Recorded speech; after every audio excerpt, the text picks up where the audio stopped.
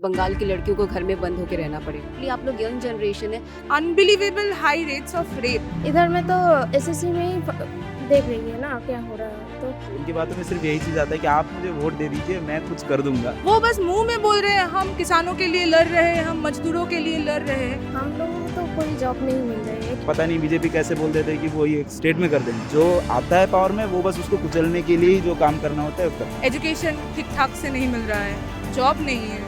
इस वक्त हम जादवपुर यूनिवर्सिटी में हैं और मेरे साथ कुछ स्टूडेंट्स हैं। तो आइए चलते हैं, ये फर्स्ट टाइम वोटर से चेकआउट करेंगे कि क्या इनके मन में चल रहा है। आपका नाम? मेरा नाम देवायन मंडल है। शागुन मुर्मू। सूचना मंडल। शीर्षजित मुखर्जी। आप कितने साल के हैं आप लोग?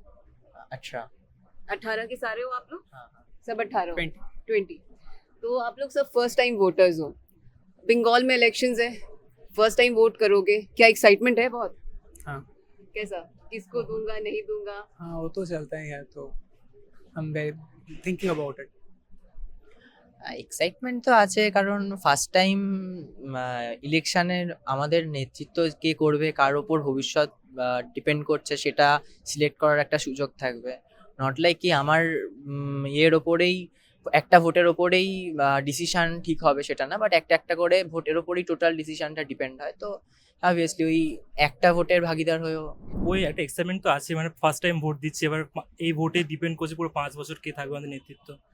তো একটা এক্সাইটমেন্ট তো আছে কে সমস্ত রাজনৈতিক দলগুলো যেভাবে তাদের প্রতিক্রিয়া জানাচ্ছে সকল ঘটনার বিষয়, তো সেগুলোর ব্যাপারে এবং ধর্মটাকে সাইডে রেখে কাজ, মানুষের জন্য কাজ কারা করছে সেইগুলো বিষয়ে রেখেই ভোট দেবো। अगर होती है भाजपा आती है तो क्या आपकी उम्मीदें हैं, क्योंकि आप एक लड़की हैं और ममता दीदी ने अभी कहा कि 8 बजे के बाद लड़कियों को बाहर नहीं निकलना चाहिए, इस पर এরকম তো একদমই উচিত নয় হওয়া, বিকজ মেয়েরা কখন বেরোবে না বেরোবে it's up to totally up to them. তো ওনার উচিত যে মেয়েদের উইমেন সিকিউরিটি বাড়ানো অ্যান্ড এসব দিকে খেয়াল রাখা, নট দ্যাট কি উনি টাইম ম্যানেজমেন্ট বা টাইম বলে দেবেন যে এই টাইমের পরে উনি মেয়েরা বেরোতে পারবেন।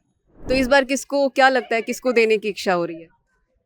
ऑफ कोर्स एसयूसीआई कम्युनिस्ट, क्योंकि अभी हम देख रहे हैं कि जितने भी ऑर्गेनाइजेशंस अभी चुनाव लड़ रहे हैं तो मतलब हर किसी को बस पड़ी है कि हम कैसे जीते, कितना ज़्यादा वोट हम कलेक्ट कर सकते हैं। पर एक only SUCI communist is there who is talking about our rights and rights of the human, the people, the common people. और हम देख सकते हैं कि कितना क्राइसिस है अभी, मतलब एजुकेशन ठीक ठाक से नहीं मिल रहा है, जॉब नहीं है, पॉवर्टी इतना बढ़ गया है कि मतलब आप देख सकते हैं नॉट। सीपीएम के टाइम में जॉब्स था। सी बात बहुत साफ है। आप किसी भी एस्टेब्लिश्ड पार्टी का नाम नहीं लीजिए, वो आप लेफ्ट से भी ले सकते हैं, लेफ्ट फ्रंट की बात भी कर सकते हैं, या फिर आप बीजेपी की बात करें, टीएमसी की बात करें, किसी की भी बात कर ले। ये जब भी सरकार चलाए हैं या सरकार चलाने की बात करते हैं तो इनकी बातों में सिर्फ यही चीज़ आता है कि आप मुझे वोट दे दीजिए, मैं कुछ कर दूंगा। तो वो करने की बात ऐसी करते हैं जैसे कि वो आ जाएंगे तो चुनाव में जीत जाने के बाद नौकरी मिल जाएगा। इतने सरकारी नौकरियों के लिए अभी वैकेंसीज है, तो इतने सालों में वैकेंसी पूरा नहीं होता है। सेंट्रल गवर्नमेंट के इतने जॉब्स में वैकेंसीज है, वो पूरा नहीं होता है। पता नहीं बीजेपी कैसे बोल देते हैं कि वो ये स्टेट में कर देंगे। So this problem of poverty, even at the cultural level, education, health sector, हर एक सेक्टर में प्रॉब्लम्स रही हैं। अब इसका हमें प्रॉब्लम का सोल्यूशन कहाँ मिलेगा? We don't think that this solution is going to come about by any of them. SUCI communist का बात यह है कि आम आदमी को वोट से कुछ मिलता है नहीं। आम आदमी वोट देता है, जो आता है पावर में वो बस उसको कुचलने के लिए ही जो काम करना होता है वो करते हैं। 2 दिन के लिए आम तो जनता आप नोटा दबाने वाले हो क्या? नहीं। एसयूसीआई कम्युनिस्ट बात यह है कि it's not just about SUCI communist. बात यह है कि इंसान का कोई भी अगर दावा होगा वो पूरा एक ही चीज़ से हो सकता है, वो ये है कि उसको आंदोलन में जाना पड़ेगा। वो आंदोलन के बगैर उसका कोई भी दावा आज तक पूरा नहीं हुआ। आप आरजीकर का मूवमेंट देख लीजिए, बंगाल का हिस्ट्री देखेंगे तो जब अंग्रेजी उठा दिया था लेफ्ट गवर्नमेंट ने, तब क्या किया था? 17 साल तक लोग लड़े थे। सुकुमार सेन से लेके जो भी तब के फोर्थ मोस्ट इंटेलेक्चुअल्स थे वो लड़े थे तब। तो लड़ाई के बगैर कुछ होता नहीं है। तो द लड़ाई ममता दीदी ने भी लड़ी 34 साल के शासन को। कोई लड़ाई नहीं लड़ी है। ममता दीदी ने जो बोला है कि लड़ाई के बाद बोला है, और ये अभी तो क्या वोट बैंक बनाने की कि मैं इसके लिए लड़ूंगा, मुसलमान वोट बैंक, मैं उसके लिए लड़ूंगा, दलित वोट बैंक, ये वोट बैंक, वो वोट बैंक। और ममता दी ने जो किया है किसी और आंदोलन का वो खीर उठा के गई है। वो आज तक कोई भी आंदोलन उसने किया भी नहीं है। Mamata Didi the only thing she has done is repress people. सरकार अपने इस स्टेट में 9000 स्कूल बंद किए हैं, यहाँ का हेल्थ सेक्टर का पूरा 9-2-11 बना दिया है उन्होंने। आरजीकर का रेप एंड मर्डर का केस देख लीजिए, हर एक तौर तरीके से कैसे उसका इन्वेस्टिगेशन ना हो पाए वही उन्होंने किया है। So she does not even have the right to speak about people and their what people should have और एनीथिंग। उनका ये कुछ बात नहीं है, बस वो ये आइडेंटिटी पॉलिटिक्स खेलती है जो बीजेपी भी करता है। सो बीजेपी और तृणमूल कांग्रेस ये दोनों वो हर एक करप्टेड चीज कर चुके हैं, इनमें इन दोनों में कोई फर्क नहीं है। So yes, I will stand for ACCI communist because वो वही एक पार्टी है जो कितना नंबर आ जाएगा? 148 चाहिए विधानसभा में अपनी गवर्नमेंट फॉर्म करने के लिए, सीपीएम की आ जाएगी? फर्क नहीं पड़ता मैडम, क्योंकि वामपंथी आंदोलन का एक इतिहास है। हम वोट इसीलिए नहीं देते कि मैं जीतूंगा या हारूंगा इसका हिसाब करके आज तक कोई वोट नहीं दिया है वामपंथी में। अपने और भी जो पूर्वज रहे हैं उनसे भी पूछेंगे तो याद रखिएगा, घर घर में यही बोला जाता था कि मैं वोट इसीलिए देता हूँ क्योंकि मेरे कुछ प्रिंसिपल्स हैं, मेरे कुछ आदर्श हैं, मेरे कुछ विचार हैं, मैं इसीलिए वोट देता हूँ। ये जीत हारने का जो खेल में हमको डुबाया दिया जाता है, हम इसमें पार्टिसिपेट नहीं करते हैं, क्योंकि 1952 साल से वोट हो रहा है। आज अगर कोई भी एक इंसान बोल दे अपने दिल पे हाथ रख के कि हाँ हर एक बार में से एक बार इंसान जीता है, आम आदमी जीता है, बहुत बड़ी बात हो जाएगी। अपने देश में एक भी आदमी ये बात बोल नहीं पाएगा। So I am standing for mass movement, I am standing for ACCI communist. तो मैंने आपको क्या लगता है, उनको ऐसा स्टेटमेंट देना चाहिए था? आप तो खुद एक महिला है, आपको क्या लगता है? नहीं, आप बताइए। See, we live in a modern society, right? And we believe in equality. And now, as a woman, as a chief minister, she is saying that women should not go out after 8. And how is this possible? Because मतलब हम कुछ कर रहे हैं, हम suppose हम student हैं, हाँ, और कुछ काम के लिए हमको निकलना तो हम क्या बाहर निकलना छोड़ दें?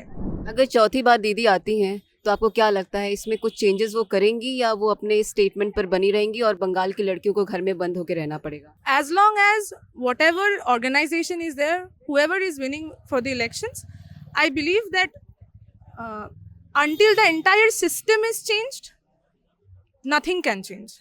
So for that reason, I will say that no changes will come. No changes will come means? No change. Same. See, BJP is saying that পাল্টানো দরকার চাই BJP Sarkar. We see UP, we see Madhya Pradesh, we see like unbelievable high rates of rape, unbelievable high rates of child marriages, unbelievable high rates of dowry. And seeing that track record, अगर हम लोगों को लगे कि अच्छा अगर BJP आ जाए तो अभी हम लोगों का सब बदल जाएगा, सब ठीक ठाक हो जाएगा, तो it's a absolute hallucination, I will say. जैसा इन्होंने कहा कि सीपीएम जो है वो वोट के लिए काम नहीं करती है कभी भी, तो अगर उनको सत्ता में वो नहीं आएंगे तो कैसे पॉलिसीज चेंज करेंगे, रूल अच्छे बनाएंगे और कैसे जनता को अच्छा एडमिनिस्ट्रेशन मिलेगा? देखिए, सीपीआईएम अभी एक बस उनका नाम कम्युनिस्ट है, पर अगर आप ठीक से देखें तो आपको पता लगेगा कि कुछ भी कम्युनिस्ट आदर्श के सपोर्ट में वो लोग कुछ नहीं कर रहे हैं। वो बस मुंह में बोल रहे हैं हम किसानों के लिए लड़ रहे हैं, हम मजदूरों के लिए लड़ रहे हैं। अगर आप लड़ते, अगर आप सच में उन लोगों के बारे में कंसर्न्ड है, फिर आपने कैसे ऐसे कम्युनल ऑर्गेनाइजेशंस के साथ आपने कैसे चुनाव एक साथ लड़ रहे हो आप? ये तो first question I will ask them. Okay, तो इस बार अगर क्या लग रहा है कि बंगाल में हवा बदलेगी, परिवर्तन होगा कि नहीं होगा? देखिए, आपने बाकी से भी सुना, जो मेन बात है ये आप सीपीएम में जाए, कांग्रेस पे जाए, बीजेपी पे जाए या तृणमूल पे जाए, इनका जो बेसिक पॉलिटिकल अप्रोच है इसमें हम कोई डिफरेंस नहीं देख रहे हैं।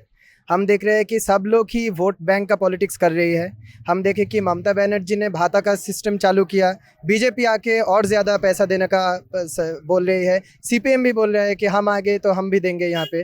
तो इनका नाम अलग अलग है, पार्टी का कलर अलग अलग है फ्लैग का, लेकिन इनका बेसिक जो अप्रोच है पॉलिटिक्स का, यहाँ पे कोई डिफरेंस हम नहीं देख रहे हैं। इसके खिलाफ जो एक ऑल्टरनेट पॉलिटिक्स है, हम राजनीति का मतलब क्या समझते हैं कि साधारण जो इंसान है उनका जीवन का जो मांग है उसके हद पर जो आंदोलन चल रहा है। अल्टीमेटली क्या हो रहा होगा फिर बंगाल का?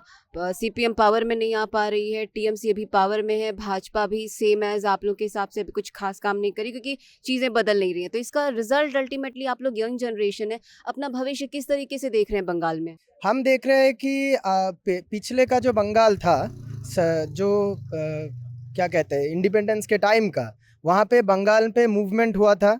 यहाँ से एक बड़ा लहर आया था कि यंग जनरेशन के लोग सब कुछ छोड़ के मूवमेंट में गए थे। अभी हम देख रहे हैं आरजीकर का आंदोलन हुआ, उसके बाद आशा कर्मियों का आंदोलन हुआ, एक के बाद एक मूवमेंट हो रहा है बंगाल पे। ये हमारे लिए बहुत अच्छा एक चीज़ है कि बंगाल के आदमी, इंसान, साधारण इंसान, मजदूर, किसान, सब लोग अगर आंदोलन पे आए, इसके हद पर एक ऑल्टरनेटिव पॉलिटिक्स आ सकता है।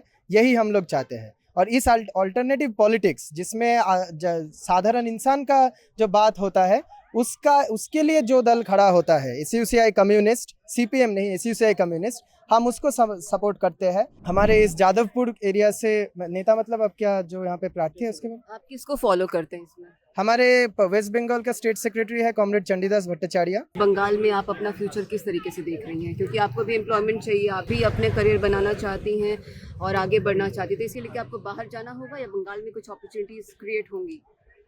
देखिए, I will always opt for mass movements to change.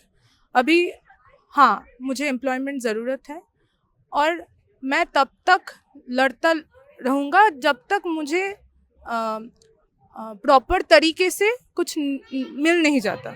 और हाँ, ये आप बोल सकते हैं कि बंगाल में अभी अगर फ़िलहाल आप पूछे तो जॉब अपॉर्चुनिटी कुछ भी नहीं है, तो इसीलिए तो लोग माइग्रेट कर रहे हैं अदर स्टेट्स पे। पर बाकी जैसे विप्रो है और भी कंपनीज़ हैं आई हैं यहाँ पे, वहाँ पे आईटी के बच्चे बाहर से, उड़ीसा से, असम से, बंगाल से, बैंगलोर से, दिल्ली से आकर के यहाँ काम कर रहे हैं। आपको क्या लगता है कि डेवलपमेंट हुआ है कि नहीं हुआ है? हम लोगों को तो कोई जॉब नहीं मिल रही है क्योंकि हम आर्ट्स फैकल्टी से है, तो हम लोगों के लिए क्या, अगर अब टीचर्स लाइन में जाए तो इधर में तो एसएससी में ही देख रही है ना क्या हो रहा है, तो मुझे तो नहीं लगता। तो ये है हमारी यंग जनरेशन का थॉट। ये लोग सोचते हैं कि इस बार चाहे चुनाव में जिसकी भी सरकार आए, ये अपने एक नया मूवमेंट क्रिएट करेंगे और नया मूवमेंट के ज़रिए पूरे देश को ये दिखाना चाहते हैं कि मास अगर जनता जग जाए तो देश क्या, पूरा विश्व बदल सकता है। पर इनका जो टर्म है वो लॉन्ग टर्म है, तो देखते हैं ये न्यू जनरेशन क्या चेंजेस लाती है। कैमरा पर्सन किरणजीत के साथ सर्वमंगला, BSTV।